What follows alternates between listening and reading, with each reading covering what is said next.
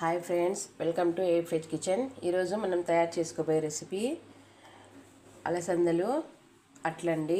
దీన్ని ఎలా తయారు చేసుకోవాలో, దీనికి కావాల్సిన పదార్థాలు ఏంటో తెలుసుకుందాం. నేను ఒక 4 గంటల ముందే ఇలా అలసందలు ఒక కప్పు రేషన్ బియ్యం కడిగి ఇలా పెట్టుకున్నానండి. కొత్తిమీర, ఉల్లిపాయ ముక్కలు, కరివేపాకు, పచ్చిమిర్చి, ఉప్పు. ఇప్పుడు ఈ అలసందల్ని రైస్ని మనము మిక్సీకి ఆడించుకుందామండి. మిక్సీ జార్లోకి వేసుకుందామండి. దీన్ని మెత్తగా గ్రైండ్ చేసుకోవాలండి. ఇందులోకి పచ్చిమిర్చి కూడా వేసుకొని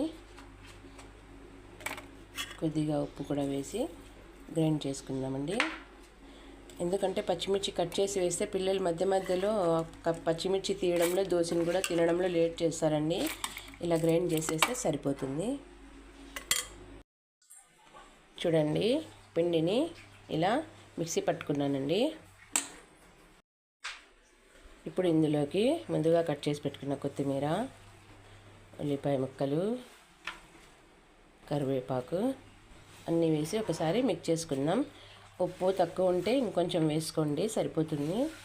ఈ దోశలకైతే ఉప్పు తక్కువ ఉంటే టేస్ట్ ఉండదండి. ఉప్పు కరెక్ట్గా ఉంటేనే ఈ దోశ టేస్ట్గా ఉంటుంది.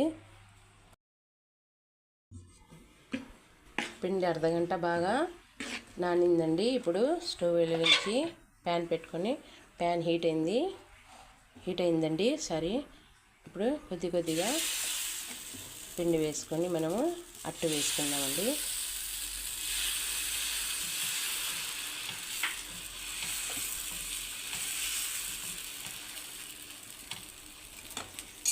కొద్దిగా ఆయిల్ వేసుకుందాం.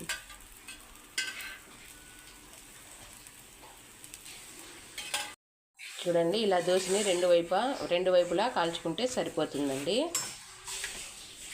చూడండి ఫ్రెండ్స్, ఎంతో టేస్టీ అయినటువంటి, హెల్తీ అయినటువంటి అలసంద అట్టు రెడీ అండి. తినండి, ఆరోగ్యంగా ఉండండి. నా ఛానల్ని లైక్ చేయండి, సబ్స్క్రైబ్ చేయండి, కుదిరితే కామెంట్ కూడా పెట్టండి.